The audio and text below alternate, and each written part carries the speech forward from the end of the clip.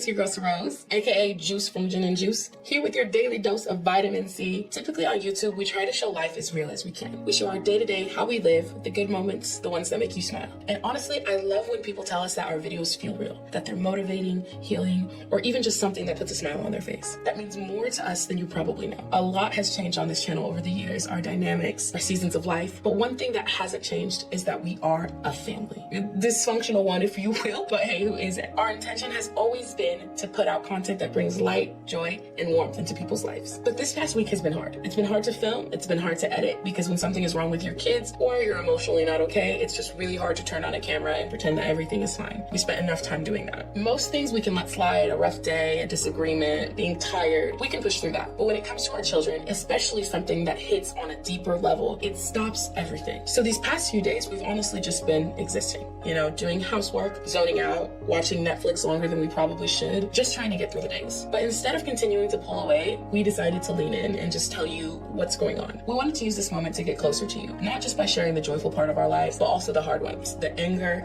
and the sorrow, the parts that don't feel polished or easy to talk about. That's not simple for us. We have friends and family, every single one of you that we adore so dearly. You're all watching our channel, and you've seen the things that we've been through over the years. After being public about so many things that would have been better off private, we did make a conscious decision to kind of just try and show the best of us, the healed parts, the growing parts, and the parts that we're proud of. Unfortunately, recently we had an incident involving our youngest son, Safhir. Now, we all know P, we love P. Some of you already know this, but Safhir was diagnosed with autism about 2 years ago. Because of that, he's in a special education program. Last year, he was thriving, he loved school, he felt safe, he felt supported. He was in a different school, and every single day he was excited. He was always ready in the morning to go and brush his teeth bright and early. His good mornings would make my day. He would get dressed and ready to see his teachers and his classmates. And every teacher he's ever had told us the same thing, that Safhir brings light into every room he walks into. He was so popular on the bus and everything, getting on and off in the afternoons. He had so many friends. The bus would just be full of, "Bye, P, see you tomorrow," from all his little friends. So you can imagine how shocking it was for him to come home to me one day and tell me that he didn't want to go to school. And this is after switching schools. So he's in the same school district, but he had to end up switching schools because the schools changed their boundaries. Safhir is a happy kid, and I mean a happy kid. There's rarely ever a moment you're not going to see him smiling or just enjoying the little things in life. Are you jealous? Yeah. Yeah. You can do cool jumps too. Yeah. Just ask Pete. It's okay. Can you say, Pete, can you teach me?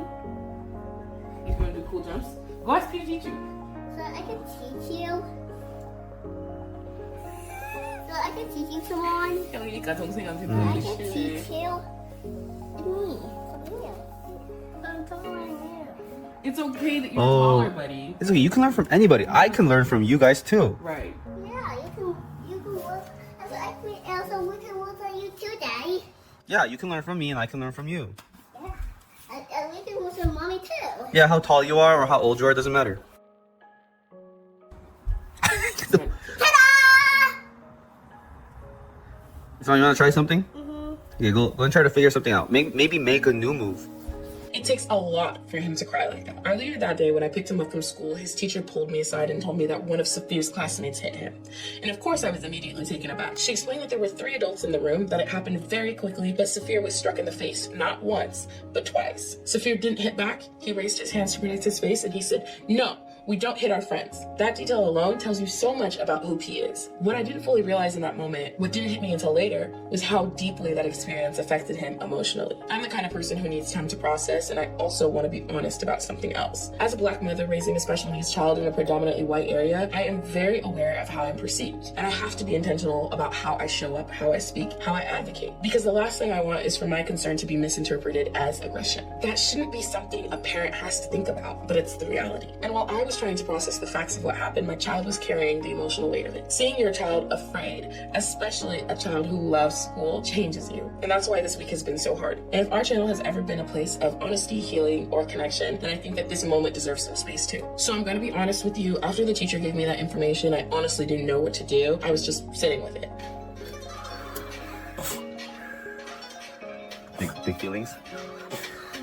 I'm really blessed to still have my mom in my life, and I trust her wisdom so much that I called her and I said, Mom, this is what happened. The teacher just told me that P was hit twice by another child in the classroom, and I don't know what to do. I filled her in and let her know that they had already made an incident report and that I had been reported to the principal, but I was just dumbfounded. I couldn't wrap my head around how my child was allowed to be hit twice with 3 adults in the room, and how he had to advocate for himself before there was any adult intervention. What did he do?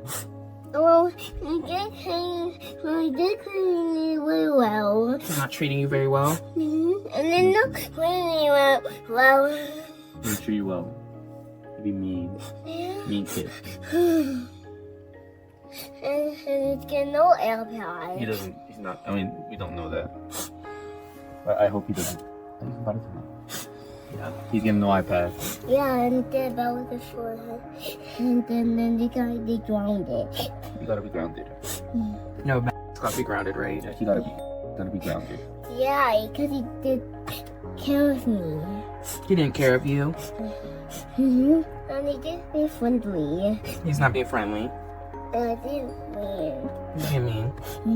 I was confused and I was speechless. My mom, of course, being the mama bear that she is, was immediately like, you need to go to the principal. This needs to be addressed. Write an email because everything needs to be trackable. It needs to be documented. When I picked up P that day, he seemed okay on the surface. We hadn't talked about it in front of him yet. His teacher pulled me to the side. We did not have that conversation in front of him, and he seemed fine, but I knew his dad needed to know, so I went ahead and I gave him a call. At the time, MJ was working, but he always answers my calls, and when I explained a little bit of the situation to him, his dad was livid. He left work immediately and came home so that we could talk to Pete together. He sat him down gently and said, your teacher talked to mommy about something that happened today at school. Can you tell daddy what happened? And Mr. P told us everything. For a 4-year-old, especially a child with special needs, the amount of detail he recalled was shocking. He named the child. He described multiple instances where this child had pushed him, hit him, or been rough with him during play. He even showed us how these certain instances happened. And then my 4-year-old looked at us and said, M, which is what we're going to call the other child because I don't want to reveal his name. He said, M bullies me. And that's when I lost it. We have never used the word bully in our home. So hearing that word come out of his mouth told me 2 things. 1, he learned it from somewhere. And 2, whatever he was feeling was big enough for him to label it that way.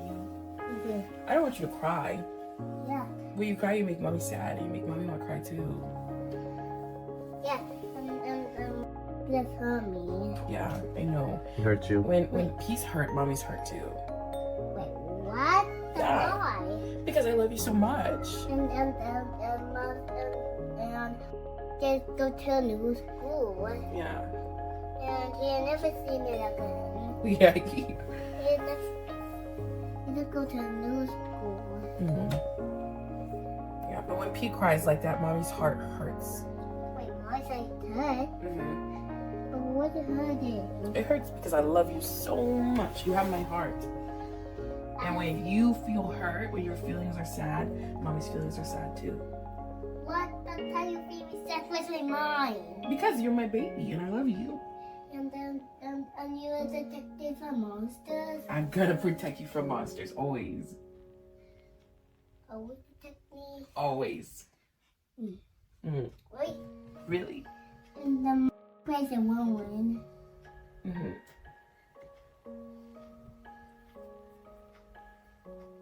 And they didn't listen to his mom or his dad.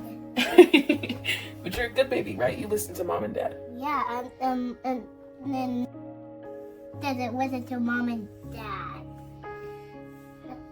Well, I do. You do? Yeah, because I'm lucky. You're lucky? Yeah. Yeah. No, I think mommy and daddy are told we're more lucky. Wait, yeah, more lucky? Yeah, we're lucky because we have you. Yeah. And Savon. Love you guys so much. Yeah, there's no something. It's only you and daddy. And, there's a bad boy. He's a bad boy. I don't actually think he's a bad boy. I think he's a special boy. He just wasn't very nice to Mr. P. Wait, this is not really nice. Yeah, he just wasn't very nice. That doesn't mean he's a bad boy. Everybody has their own struggles. Wait, I think there's their own struggles. We all do.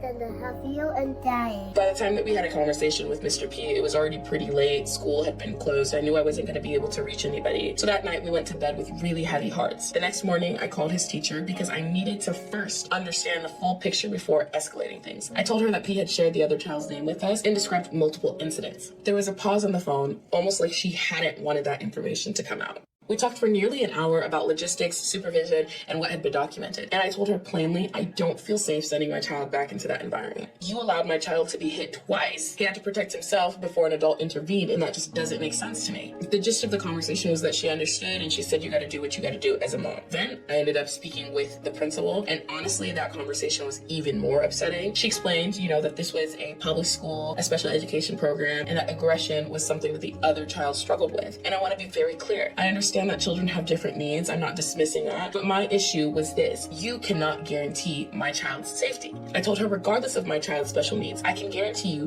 that he will not put his hands on another child. You cannot guarantee me the same, and I find a huge issue with that. And I said very clearly, I will not allow my child to be somebody else's punching bag. The thing about N is him and P are the only two children in the class. And because N is struggling with aggression as a part of his development, it just doesn't make sense to continue to put them in an environment where my son will be the only target. To be frank with you, the first suggestion that they made was to just switch P's schedule, and that pissed me off. I immediately said no. I said, why should my child be disoriented and punished for something that he didn't do? And it might be a stretch, but I genuinely felt like displacing him or moving him classes because he was hit by another child just doesn't make any sense. I'm not gonna remove him from an environment that he otherwise loves because of something that a kid did to him. If anybody was gonna move, it was gonna be the other child. I stood my ground firm on that. I told him that nothing about P's routine was changing. If any child was going to be removed, it should be the child that caused harm. I was firm. I was also calm. I did not back down. And after a long conversation, I made it very clear that if this wasn't resolved, I would take it as far as I needed to. And I'm glad that they took me seriously. The next course of action was that the children were separated temporarily, and shortly after, the other child was removed from the classroom. Since then, we haven't had any further incidents, and P's gotten some new friends. But I'm gonna be honest with you as a parent. I mean, this is my second child, but I'm gonna call myself a first-time parent because this is my first time experiencing a lot of this. That situation shook me. Seeing your child hurt, afraid, and hiding in a closet really stays with you. I do also want to take a moment to express how incredibly grateful I am to his dad. MJ was able to take a look at that situation and immediately sense that there was something deeper going on. And I don't want to tell his story for him, but he's been very open about his own experiences growing up, about being othered, about being bullied, about navigating spaces where he didn't quite fit because of how he looked. And,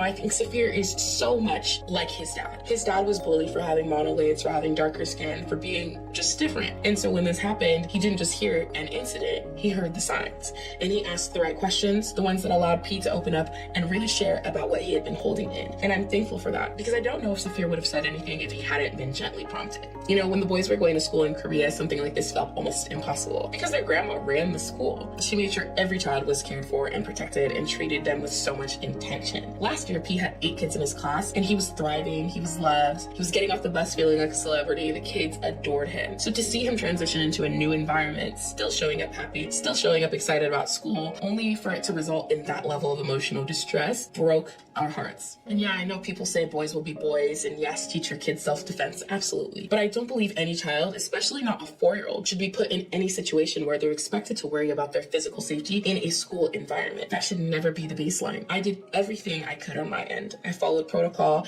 I wrote a detailed email to the principal summarizing the events, organizing the timelines, documenting what was said and when it was said. Safhir is only 4. He has big emotions sometimes, and when he does, he can't hide them. Seeing how overwhelmed he was made me realize something important. As parents, we have to be more proactive, not just trusting that things are fine because no one has told us otherwise, especially in special education settings where kids may not always speak up unless someone asks the right questions. Since then, we've had a lot of conversations with Safhir. We've reassured him that he's safe, that we will protect him, and that he did nothing wrong. I'm glad that the school was able to move fairly quickly because this is preschool and the special education program allows a little bit more flexibility. I know next year will look a little bit different because P's going to be starting kindergarten and he'll have an aide to help him as he transitions into a more integrated classroom. And I'll be honest, this situation was serious enough for me that if the school hadn't taken action, I was prepared to take the next steps because regardless of age, repeated physical harm crosses a line. I have 2 boys and my boys don't even hit each other. So I refuse to accept the idea that someone else's child putting hands on my child is just something that we should tolerate. But this whole situation did force me to sit with a really uncomfortable question. Are we expected to just wait, to be more understanding, to accept harm as a part of the process? And I don't know about for you, but I feel like for me, the answer is no. Advocacy doesn't mean overreacting. It means listening. It means protecting. It means standing firm, even when it's uncomfortable. And that's what we're committed to doing for our kids, always continuing moving forward. I honestly love how P handled the situation. He stood up for himself in the only way that he knew how. He used words. He set a boundary. He showed the morals and values we've been trying to instill in him. That violence and anger doesn't have to be the first response. And for a 4-year-old, he handled it with so much grace. But at the same time, kids shouldn't have to be that strong. They should just be allowed to be children. And eventually, it became overwhelming. And that's where the tears came from. I don't think anyone intended for this to happen. People make mistakes, things get missed, and I can hold space for that while still standing firm and protecting my child. We're adults, so it's on us to handle these situations with perspective and care. The other child involved is someone else's baby too, just as precious to their parents as P is to us, and it's something that we never lost sight of in this situation as well. We can still protect our children while still recognizing the humanity in others. Because the situation was so overwhelming for P, we decided to keep him home for a couple of days, and we just had a good day. We ate his favorite foods, we played, we laughed, we let him decompress. And we know that in the long run, he's going to be okay. The situation wasn't easy, but it reminds us why advocacy matters, why communication matters, and why showing up for your kids always matter. And honestly, I couldn't have asked for a better outcome in this situation. All we want is for Pete to continue to be happy, healthy, and excited to go to school, because education is so important. And since then, we've made it a priority to keep up with open communication, to ask the right questions, and to prompt him gently, because sometimes he forgets or he doesn't think to bring things up. He's still a baby in my eyes, so I feel like most of the time he's just living in his own little world, just la-di-da-di-da. But this experience has opened up communication in such a meaningful way. He's been more vocal about how he feels, and he knows without a doubt we go to bat for him. You don't always know how to handle situations like this until you're in them, and while I wish this never happened, I'm grateful for what it's taught us as parents. Schools are run by people, education systems aren't perfect, humans aren't perfect, we're infallible, mistakes will happen. What matters is how those mistakes are addressed. Safhir was able to stay with the teachers who he loves and who love him. The situation was handled quickly, and most importantly, his environment feels safe again. And yes, maybe this is also a good time to start thinking about self-defense, just in case, but that doesn't change the fact that he's just still a sweet, gentle little guy. We're committed to learning as we go. I want to know how you guys would have handled this situation, and I also want to thank you for taking the time to hold space for our family and listening. Hug your babies a little tighter today. Send peace and love, and we'll see you in the next one.